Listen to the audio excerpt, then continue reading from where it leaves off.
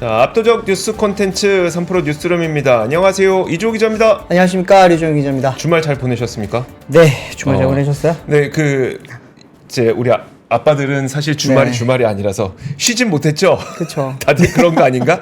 우리만 그런가요? 여러분들은 잘 쉬셨습니까? 여러분들은 어떠세요? 우리 뉴스룸 네. 시청자분들은 주말을 잘 쉬셨는지 혹시 댓글에 달아주시면 의미 있는 댓글 있으면 또 읽어드리기도 하고. 그쵸. 저희는 항상 소통하는 뉴스 아니겠습니까? 물론 그럼에도 불구하고 뉴스 중간에 저희가 여러분들의 글을 안 읽는 이유는 너무 날카로운 것들이 많아서 그런 겁니다. 무서워요. 무서워서 그런 겁니다. 네. 자, 그러면 저희 첫 번째 뉴스부터 한번 볼까요? 네, 첫 번째 뉴스 제가 오늘 아침에부터 보다가 네. 되게 눈에 들어왔던 거는 자율주행 관련된 뉴스가 있어서 어. 제가 물론 지난주에 이제 웨이모 관련된 컨텐츠가 올라가기도 했지만 와, 잘 나왔어요. 재밌었어요. 네, 재밌었죠. 네. 제가 일부러 놓친 게 아닙니다. 진짜 빙구처럼. 와, 여러분들 진짜 한번 꼭 보시면 제일 좋을 것 같은 게 정신 놓고 2번인가 3번인가 돌려봤거든요. 네. 저 같은 실수를 하지 말라고 일부러 그거 다 살려놨습니다. 네. 다름이 아니고 우리나라에서는 지금 자율주행차가 달리고 있다라는 사실조차 모르는 분들이 굉장히 많더라고요. 아, 네. 근데 오늘 이제 국토교통부 쪽에서 나온 자료를 보니까 이제 서울 동작, 수원, 광교 등 이제 신규 6곳에 지금 자율주행 운행을 시작하기로 했고, 기존에 있었던 곳 3곳도 이번에 지금 변경을 하면서 총 42개의 자율주행에 이제 시범 운행단지가 국내에 생겼다라고 하는 소식이 있었습니다. 이 중에서 제가 제일 재밌게 봤던 부분은 이제 경부고속도로에서 이제 짐을 싣고 스스로 달리는 장거리 자율주행차가 생기게 된다. 네. 쉽게 말하면 화물차에 자율주행 기능을 달아서 이 부분이 이제 내년부터 운송을 할 수 있게 된다고 합니다. 경부고속도로와 중부고속도로 등 이제 일부 구간 총 358km라고 합니다. 여기를 네. 비롯해서 이제 수원, 광교, 경기, 화성, 용인, 동백 여러 가지 지역들이 있는데, 지역들을 좀 제가 정리한 걸 좀 한번 좀 띄워주십시오. 네. 띄워주시면은 보시면 이제 파란색 표시가 된 게 있습니다. 보시면은 파란색으로 표시된 부분들이 이제 이번에 신규로 변경되거나 이제 신규로 추가가 된 것이라고 보시면 될 것 같습니다. 네. 이 중에서 이제 가장 많은 제가 제가 되게 유심히 본 것은 아까도 방금 말씀드렸지만 이 고속도로인데요. 네. 고속도로 같은 경우에는 자율주행이 지금 화물차가 굉장히 먼저 지금 도입될 걸로 많이들 기대를 했던 곳입니다.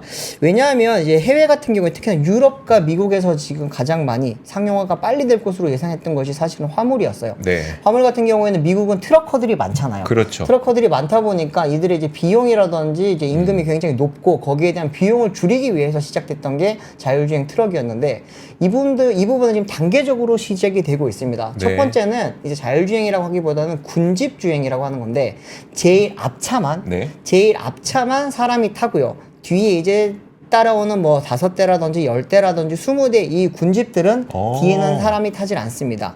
그렇게 해서 이제 톨게이트를 빠져나가서부터 다음번 톨게이트까지는 자율주행으로 쭉 가는 거죠. 네. 그러다가 이제 다음번 톨게이트 빠져나가는 부분부터는 이제 다시 사람들이 거기에 타서 여기서부터 이제 다시 집화장까지는 네. 이제 사람들이 몰고 가는 그런 식의 군집주행을 지금 거의 상용화 직전 단계고요. 또 하나는 그 다음 단계 같은 경우에는 이제 아예 처음부터 자율주행으로 가는 건데, 네. 여기는 이제 사람이 타질 않습니다.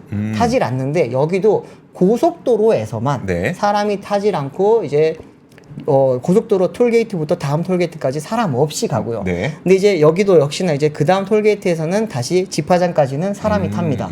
세 번째가 이제 완전 자율주행인데, 네. 여기는 이제 여기 물건을 보내는 데부터 집화장까지 다 자율주행으로 가는 겁니다. 네. 엔드 투 엔드가 다 자율주행으로 되는 거죠. 이건 언제 이루어질지 아직 모르겠지만, 이번에 지금 국토부에서 지정하는 것 같은 경우에는 일단은 시범적으로 국내에서도 이제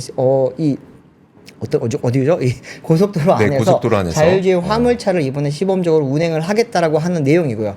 그 다음번에 제가 또 재밌게 봤던 부분은, 이미 그러면 자율주행을 운행하고 있는 지역들의 평가는 어떠냐? 네. 쉽게 말하면 우리가 믿고 탈 수 있냐라는 게 되게 중요하거든요. 자율주행 같은 경우는 기술도 중요하지만 또 규제도 중요합니다. 하지만 그거만큼 또 중요한 게 뭐냐면은 사회적 합의입니다. 사회적 합의라는 게 어려운 말인데, 쉽게 말씀을 드리면 우리가 느끼는 불안감, 네. 우리가 느끼는 안정감, 얼마나 좀 익숙해지냐 이거에 대한 이야기인데, 한번 좀 그 표를 좀 띄워주십시오. 띄워주시면은 평가표인데요. 이게 24개 지역입니다.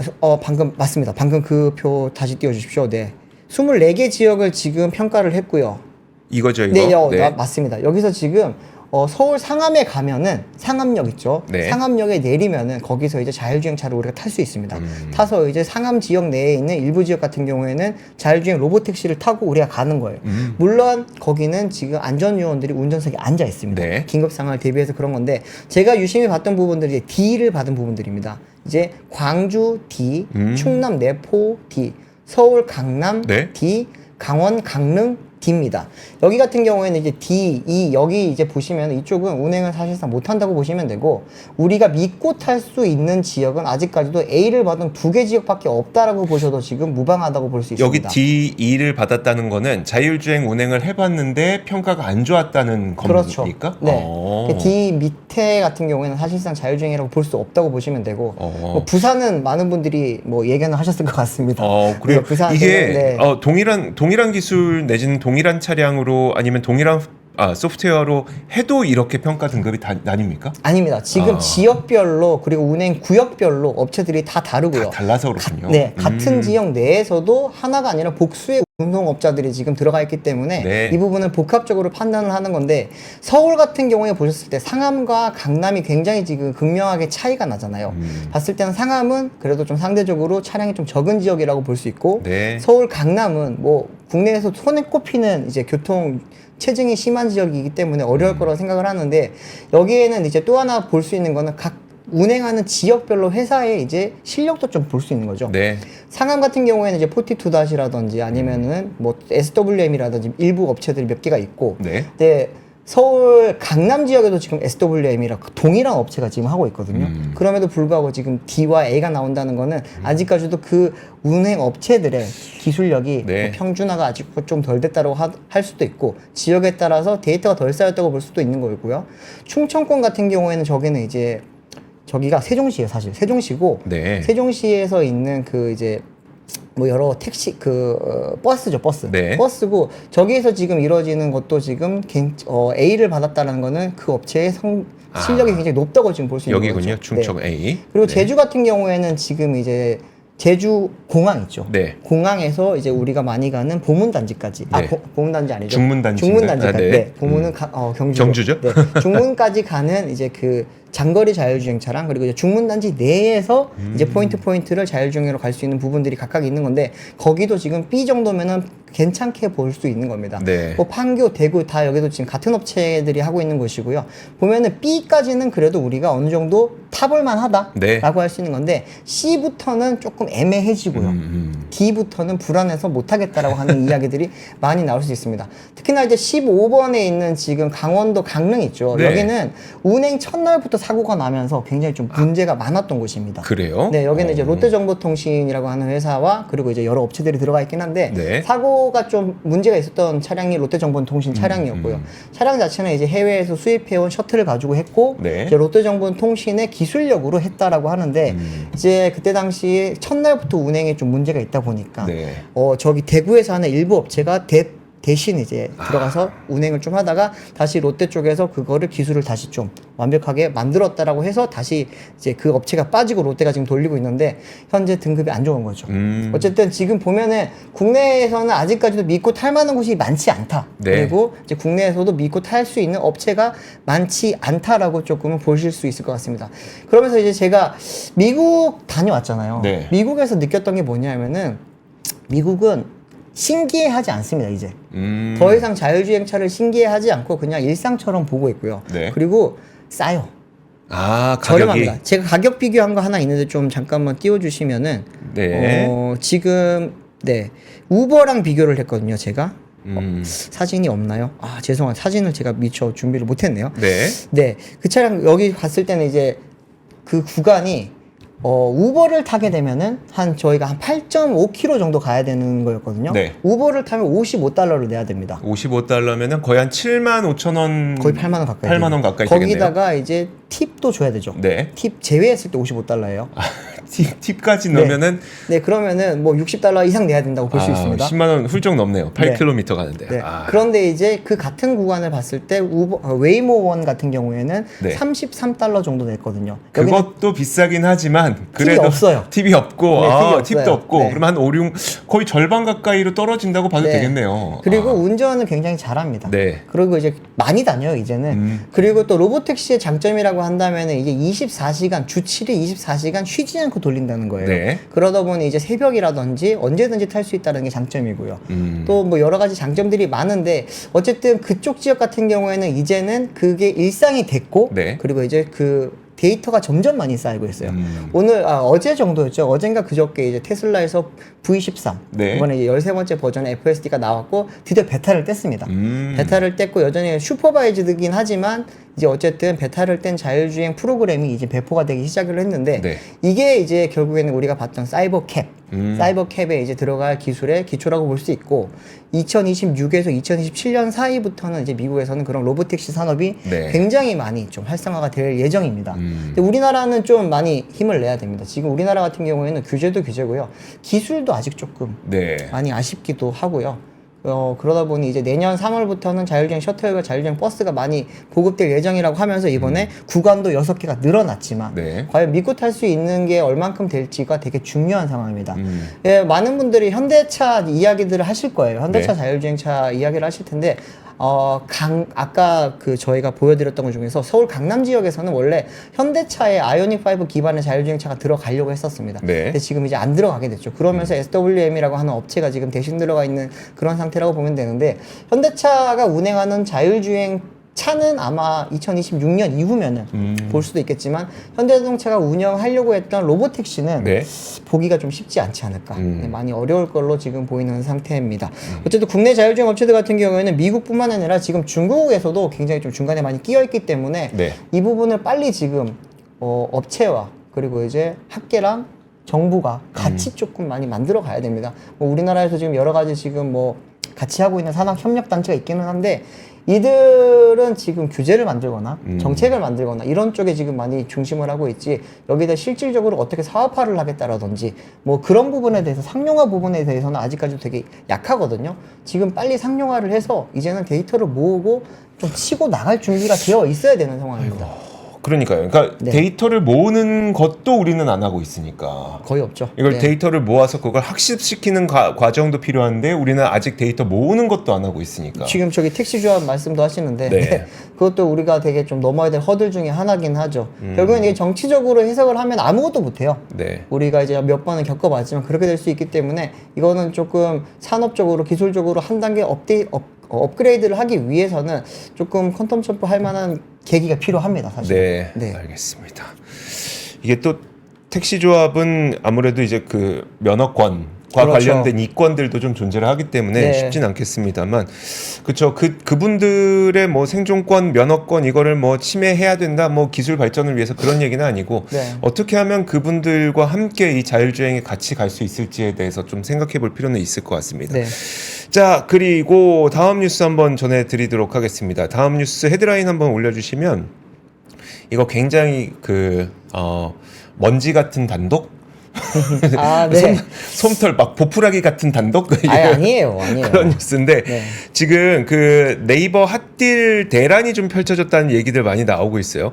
혹시 여러분들 네이버에서 지난 11월 25일부터 12월 1일 사이에 뭔가 굉장히 싸게 구매를 했는데 주문이 취소됐다는 경험 혹시 있으시면은 우리 댓글창에 한번 적어 주시면 좋을 것 같습니다. 저도 이제 그 많은 분들이 얘기하는 걸 통해서 들었지 이걸 실제로 경험하신 분들은 아직 제가 직접 만나 뵙진 못했거든요. 네. 혹시 11월 25일부터 12월 1일 사이에 바로 며칠 전이죠. 한 5일 6일 상간으로 네이버에서 주문을 했는데 이게 취소가 됐다, 주문 취소가 됐다라고 경험하신 분들은 댓글창에 한번 올려주시길 바랍니다. 일단 무슨 일이 있었는지 한번 살펴보면, 제가 헤드라인에 적은 것처럼, 11월 25일부터 12월 1일까지 뭔가 그렇게 비싼 건가 싶은데 이 제품들의 가격이 막 40만 원이 넘고 이런 일들이 굉장히 많았습니다. 화면 한번 보여주시면 이게 제가 뭐 특정 셀러를 뭐 비난하고 싶어서 이렇게 적어온 건 아니고 이게 보세요. 아보카도 10개짜리가 40만 원에 판매를 한다는 겁니다. 아니 무슨 아보카도 10개가 40만 원이에요. 뭐 말이 됩니까? 누가 먹는 건데 이게 무슨 황금 붙여놓은 것도 아니고 네. 40만 3천 원 이렇게 해놓고 대신 우리가 이거를 뭐 90% 95% 할인해서 6,600원에 드릴게. 요런 식으로 약간 가격의 장난 있으세요 혹시? 1,000원짜리 와이퍼 취소됐다고 합니다. 아 1,000원짜리 와이퍼. 그 혹시 쓰나미아님 이거 1,000원짜리 와이퍼 구매하실 때 원가 얼마로 표시되어 있었는지도 한번 적어주시면 좋을 것 같아요. 아마 대부분 40만 원 이상일 겁니다. 어쨌든 이 그 아보카도가 40만 원에 판매한다고 해서 이거를 뭐 이걸 대부분 할인해 갖고 6,600원으로 드릴게요라고 했는데 이게 무슨 일이 있었냐면 그 크게 이제 네이버에서 멤버십 회원들을 대상으로 큰 세일을 했던 기간이었었고요. 그때는 이제 40만 원 이상이 되면은 모든 물품에 대해서 10% 할인되는 쿠폰을 이제 셀러들에게 쫙 뿌린 겁니다. 네. 그러다 보니까 셀러분들은 무조건 40만 원 이상으로 맞춰 놓으면 10% 쿠폰 4만 원은 무조건 받을 수 있는 거예요. 팔리기만 하면 이게 1원에 팔리든 100원에 팔리든 1,000원에 팔리든 상관없이 쓰나미에 딱 40만 원이에요. 그쵸? 딱 40만 원이었죠? 그거였어요. 그러니까 40만 원 넘는 물건을 판매하는 판매자에게는 10% 할인 쿠폰을 모두 뿌리겠다. 그래서 사실 이거는 목적은 그거였었죠. 그러니까 4만 원 정도의 지원금을 드릴 테니 할인 많이 해서 멤버십 회원들 많이 모아주세요라고 그쵸. 하는 취지였는데 이게 근데 어쩔 수 없이 악용될 수 있는 가능성은 있었던 거고 네. 그리고 실제 이것을 악용했던 셀러분들도 있었던 거고 그러다 보니까 네이버 입장에서는 야 4만 원짜리 쿠폰을 이거 몇 명을 줘야 돼? 라고 하면서 엄청나게 손실이 커지게 되는 상황이 된 거고 이것 때문에 이거 다음 표도 한번 보여주세요. 네이버에서는 결국은 이 정책 위반 상품이 많이 발견돼서 주문을 취소하고 앞으로 이에 대해서 보상을 해드리겠습니다 라는 안내 멘트까지 이번에 내놨습니다. 그래서 빅 멤버십 데이에서 판매가 할인가를 과도하게 조정하는 부정거래 행위 40만 원짜리 아보카도를 파는 행위 이런 것 때문에 네. 이걸 취소하고 여기에 이로 인한 보상 쿠폰을 앞으로 지급해 드리도록 하겠습니다. 이 부분은 제가 아직 취재가 안 됐는데 보상을 얼마나 어떻게 해드릴지는 이 부분은 제가 아직 취재가 안 됐는데 이 부분까지는 뭐 저희가 보상해 드리겠습니다. 이렇게까지 안내는 일단 나오게 됐습니다. 그 발생한 상황은 여기까지고요. 그래서 진짜 뭐 네이버 핫딜 대란이 일어났다라는 이야기들이 계속 지금 퍼지고 있는 상태입니다. 근데 제가 여기서 짚어보고 싶은 거는 몇 가지 포인트가 있는데 첫 번째로 뭐였었냐면 일단 그 네이버는 우리나라에서 거의 두 번째, 뭐 첫 번째, 두 번째 가는 그 쇼핑 플랫폼이잖아요. 정말 이렇게 거대한 플랫폼에서 이렇게 셀러분들이 악용할 것을 예측하지 못했나? 정말 예측하지 못했을까? 예측하지 못했으니까 이런 일이 벌어졌겠죠? 근데 예측하지 못했다는 게 참 안타까운 게 첫 번째고, 근데 만약에 예측하지 못했다고 한다면 사실 그냥 소비자 입장에서만 생각하기로는 어쨌든 예측하지 못한 건 네이버의 잘못인 거고 네. 그러면은 소비자에게 그 물품은 보내주고 그 다음에 셀러와 해당 그 부정을 저지른 셀러와 네이버의 플랫폼이 나중에 뭐 민사를 하든 뭘 하든 간에 서로 그 이후에 조율을 했었어야 되는 게 아닌가라고 하는 게 그 두 번째 드는 생각이고요. 네. 세 번째로 드는 생각은 우리나라에 지금 쇼핑 플랫폼이 2개밖에 안 남은 상태잖아요. 사실상 그렇죠. 네, 그러다 보니까 이런 쇼핑 플랫폼이 사실 2개 이상이 존재를 해야 셀러분들이 더 유리한 협상력을 갖게 되거든요. 그렇죠. 근데 이런 상황에서 셀러들이 이런 것들을 악용하는 사례, 이것도 그렇게 썩 마뜩치 않게 다가오긴 했습니다. 네. 굳이 이렇게 악용을 했었어야 되나? 셀러분들이 굳이 이걸 그렇게 악용을 했었어야 되나? 라는 생각도 좀 듭니다. 제가 왜 우리나라의 쇼핑 플랫폼 2개밖에 안 남았잖아요. 여기서 악용하면 좀 그렇죠라고 말씀드리는 이유가 뭐냐면 네. 지금 알리바바 그룹이 계속해서 우리나라 플랫폼들을 하나씩 어떻게든 좀 시장을 넓혀가려고 시도를 하고 있거든요. 그래서 오늘은 어떤 뉴스가 또 나왔냐면 우리나라의 패션 편집샵 플랫폼이 있습니다. 뭐 지그재그라든지 네. 그 다음에 또 뭐가 있을까요? 그 지그재그 그 다음에 에이블리. 편집샵 플랫폼 있잖아요. 네네. 편집샵 플랫폼 무신사 말고. 무신사 말고 무신사나 아니면 W 컨셉이나 이런 곳들은 사실 어떻게 보면 그 디자이너 플랫폼인 거고 네. 편집샵 플랫폼 있잖아요. 편집샵 플랫폼에 에이블리, 지그재그 요런 기업 요런 플랫폼들이 이제 겨우 아직까지 살아남은 몇 안 되는 플랫폼들인데 네. 알리바바에서 1,000억 원을 이제 에이블리에게 투자한다는 소식도 또 있었습니다. 물론 지금은 그 1,000억 원 투자일지라도 이게 뭐 계속해서 지분을 늘리고 하다 보면 결국 알리바바의 자회사 되는 거 아니냐 이런 우려감들도 좀 있는 상태거든요. 그러면 사실 우리나라에 있는 플랫폼들이 몇 가지가 존재해줘야 사실 결국은 셀러분들도 먹고 살 수 있고 협상력 높은 상태에서 먹고 살 수가 있고 우리 소비자들도 가격을 비교하고 살 수 있고 이런 상태인데 네. 굳이 유일하게 두 개밖에 남지 않은 그 두 개밖에 남지 않은 플랫폼에서 이렇게 꼭 악용을 했었어야 되나?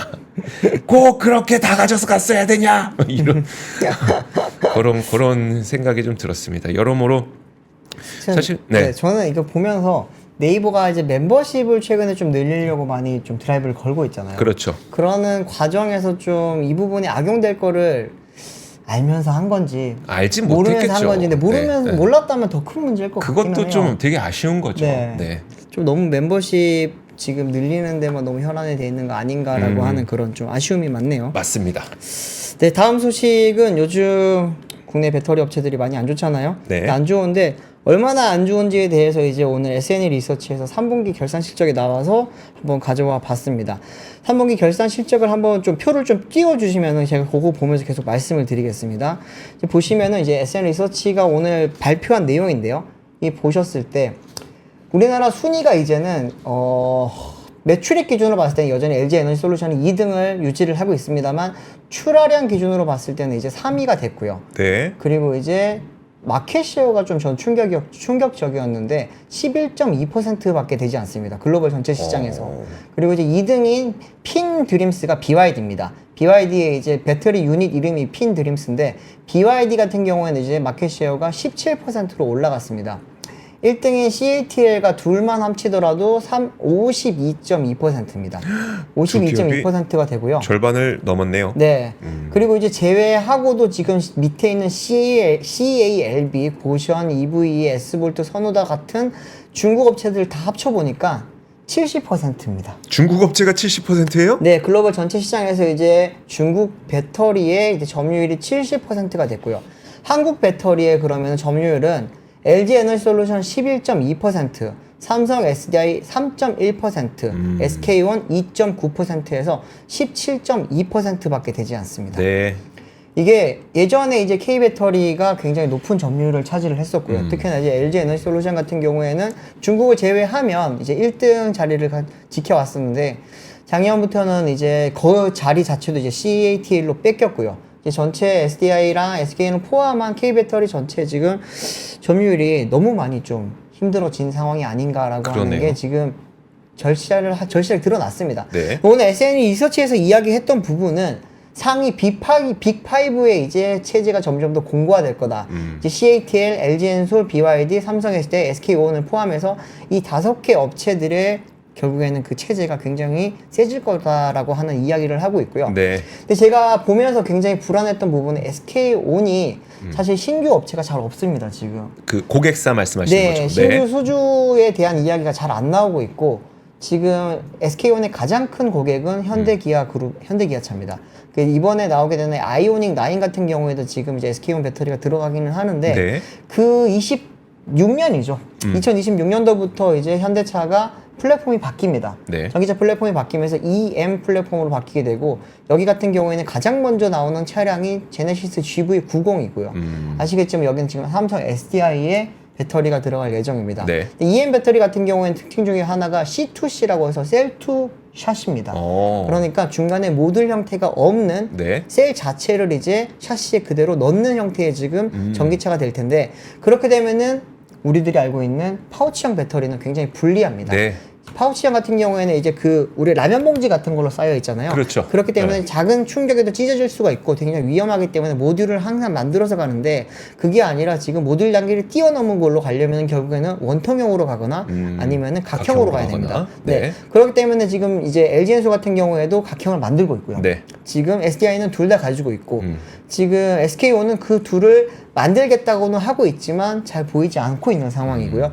그렇기 때문에 지금 SK온이 굉장히 좀 많이 힘들어하는 상황이고 그 밑에 있는 CALB라고 하는 곳이 있습니다. 중국 업체인데 여기 같은 경우에는 이제 그 우리들이 많이 알고 있는 니오, 네. 림모터 이런 이제 중국의 좀 전기차 스타트업들 이쪽이 네. 지금 많이 들어가고 있는 회사입니다. CATL과 함께 중국에서 굉장히 빠르게 성장을 하고 있는 회사인데 이 회사가 어느 순간 이제 SK온을 뛰어넘을 거다라고 이야기를 했고 점유율로 봤을 때는 이제 뛰어넘어 버렸습니다. 5% 점유율이고 SK온이 2.9%니까요. 네. SK온은 지금 8입니다. 8위. 점유율로 봤을 때.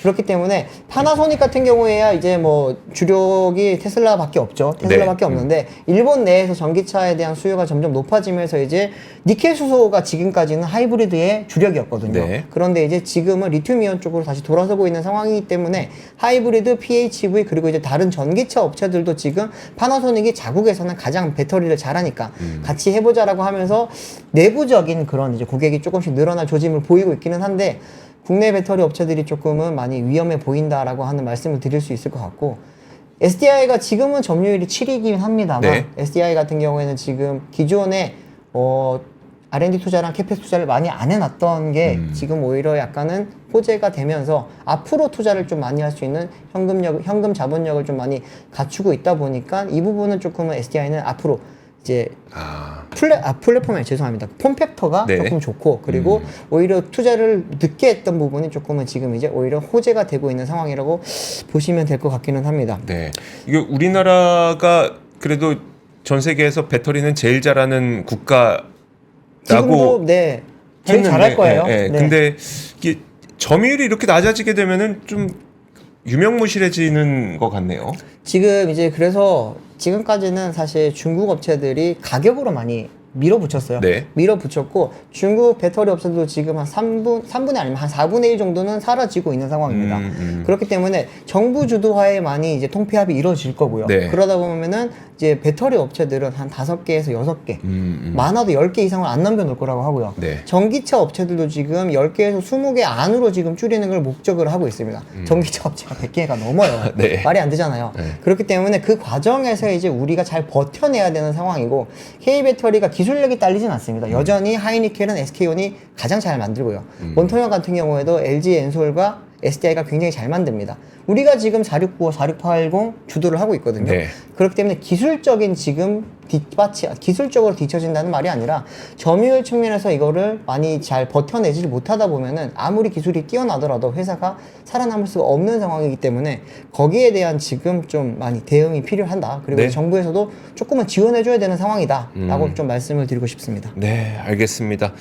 저희가 앞으로 우리가 어떤 산업으로 먹거리를 삼아 갈 것인지에 대해서 많은 분들이 걱정을 하고 네, 있잖아요. 맞습니다. 그런 가운데 일환이라고 보시면 될 것 같고요. 계속해서 우리는 앞으로 배터리, 그다음에 반도체 이런 것들로 계속 먹고 살아야 되는데 네. 거기에 대한 좀 지원도 있고 해야 또 투자도 활발하게 일어나고 우리가 한 3년에서 5년 후에 우리의 월급과 그다음에 우리의 수출을 책임질 수 있는 게 지금의 투자가 되는 그렇죠. 거니까요. 맞습니다. 자, 다음 뉴스 한번 보도록 하겠습니다. 다음 뉴스는 이게 건설업에 완전 등 돌렸다. 고교생 가운데 94%, 대학생 가운데 81%는 건설업 자체에 취업을 안 하고 싶어 한다라고 하는 소식입니다. 이게 일단 고등학생 10명 중 9명, 대학생 10명 중 8명이 건설업 자체의 취업을 기피하는 현상이 나타나고 있다는 건설인 정책연구원이 발표한 실태 조사 결과입니다. 네. 고등학생 2,000명 가운데 6%만이 건설업 취업을 고려한다고 밝혔고 절반 이상은 절대 고려하지 않는다. 21%는 다른 분야의 기회가 없을 때만 자선책으로 생각하겠다.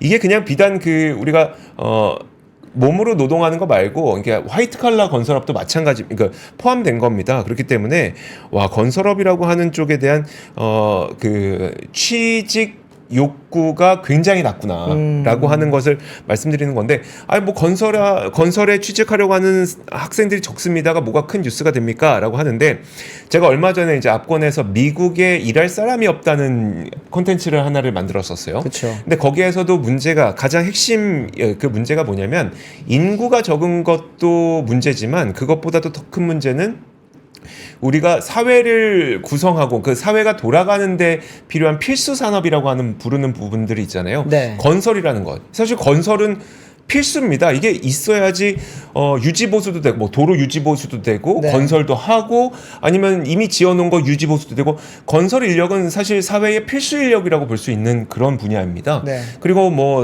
그 의료 서비스 이런 것들도 필수 인력이라고 볼 수 있는 거고요.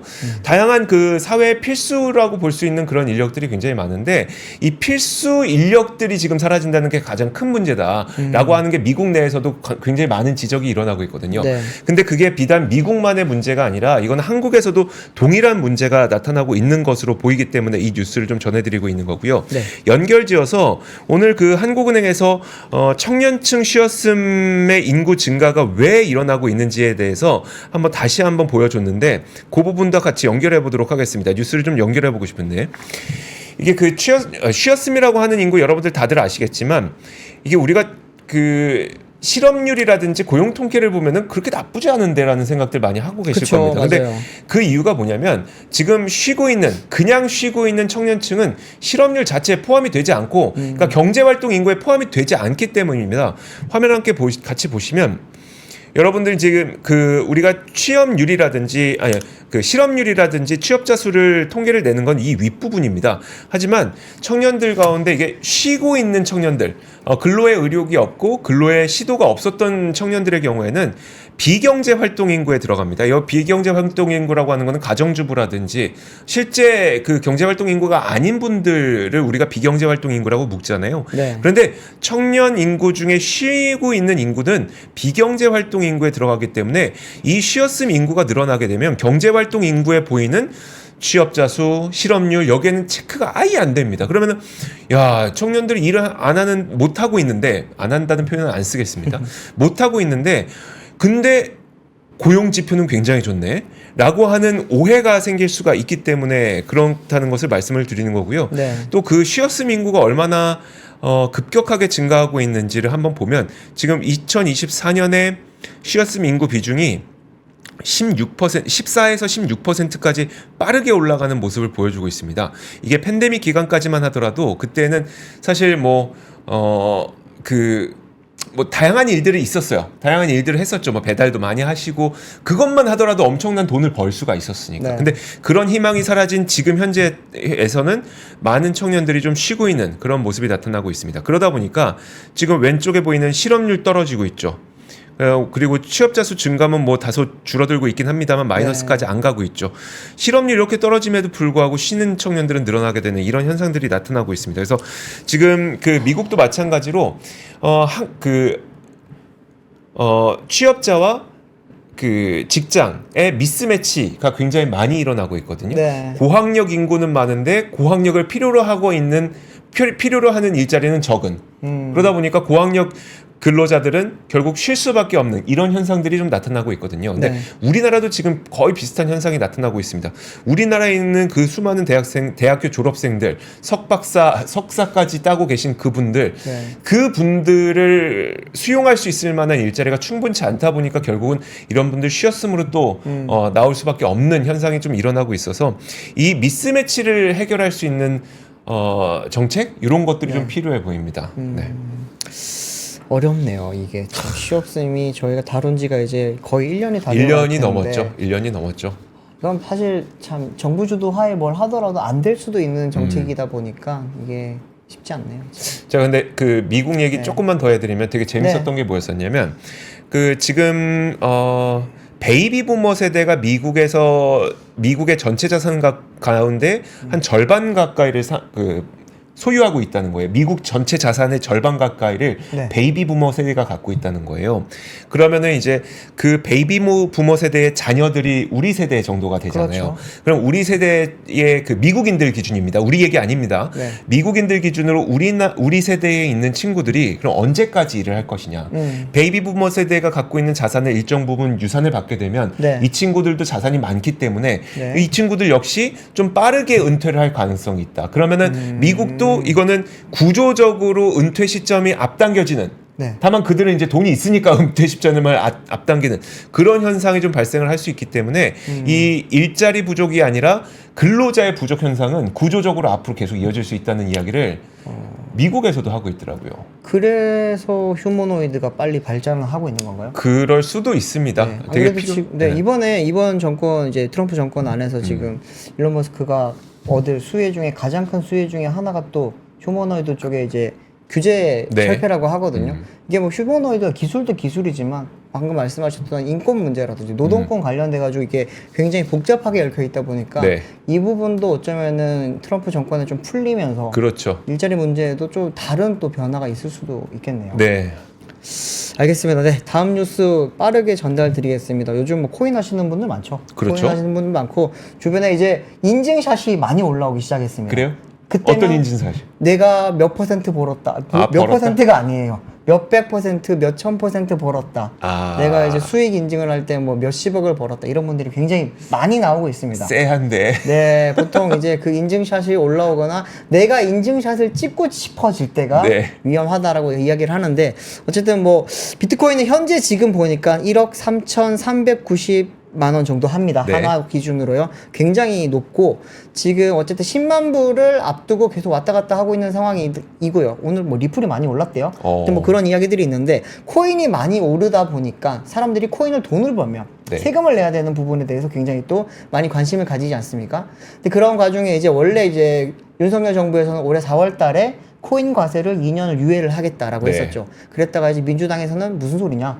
과세는 있어야 된다라고 했다가 어제 이제 민주당 쪽에서도 코인 과세 2년 유예안에 동의를 하겠다라고 이야기가 나오면서 네. 결국에는 이제 코인 과세는 2027년으로 지금 미뤄지는 분위기입니다. 그러다 보니까 오늘 코인도 많이 올랐고요. 네. 코인이 또 오르다 보니까 그러면은 관련된 주식들도 굉장히 많이 올랐습니다. 그렇겠죠. 네. 관련된 주식들이 어떤 거 있는지 조금 말씀을 드려볼게요.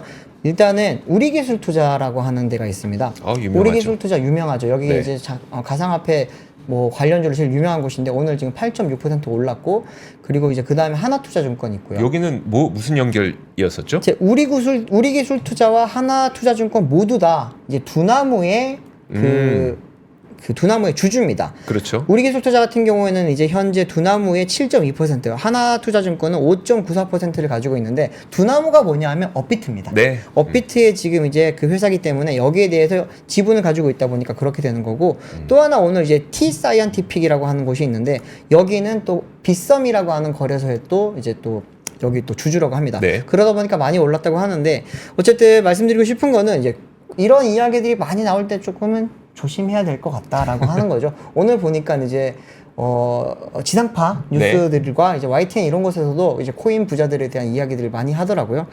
조금 많이 조심을 하는 게 좋지 않을까라고 하는 생각이 듭니다. 네, 알겠습니다. 그리고 단신 하나만 더 전해드리고 네. 마무리 짓겠습니다. 대한상공회의소가 오늘 어떤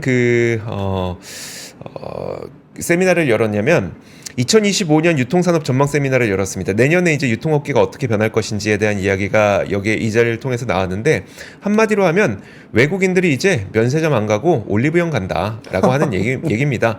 근데 사실 이런 식으로 변화가 있었던 거는 꽤 되긴 했습니다. 제가 이거 약간 시간이 지난 자료이긴 한데 네. 한국관광데이터랩에서 이게 제가 알기로는 한 반기 이거 자주 나오는 데이터가 아니라서 이거 연초긴 해요. 연초 자료긴 한데 자주 나오는 데이터가 아니라서 6월 28일에 발표했던 자료를 토대로 보여드리는 거긴 한데 우리나라를 방문하시는 분들 가운데 뭐 때문에 방문하느냐에 네. 대한 질문을 한 거예요. 나는 뷰티 때문에, 그러니까 화장품 때문에 방문한다가 100% 늘었다는 거고 네. 의료 때문에 방문한다가 100% 늘었고 패션 때문에 방문한다가 95% 늘었다는 겁니다.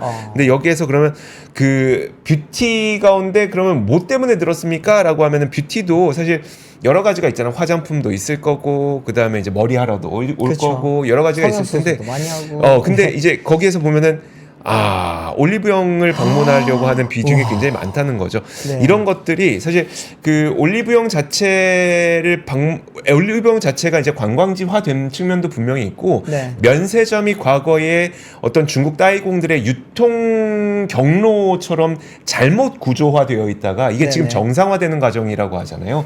근데 그 따이공들의 유통 경로로 사용될 때는 한 명당 객단가가 3천만 원이었다는 거 아닙니까? 아니 누가 면세점에서 평균 객단가가 3천만 원일 수가 있어요. 어떻게 그게 가능합니까? 그 비정상적이었고 이게 정상화되는 와중에 네.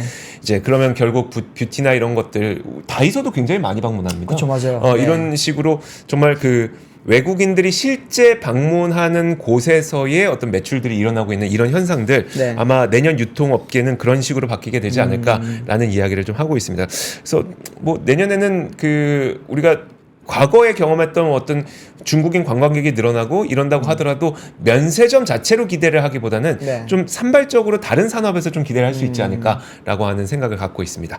자, 그러면 오늘의 뉴스룸은 여기까지 하도록 하겠고요. 저희는 내일 오도록 하겠습니다. 고맙습니다. 감사합니다. 삶의 격을 높이는 9가지 지혜를 함께 나눕니다. 위즈덤 칼리지 시즌 2 영상 아래 링크를 클릭하시면 자세한 내용을 확인하실 수 있습니다.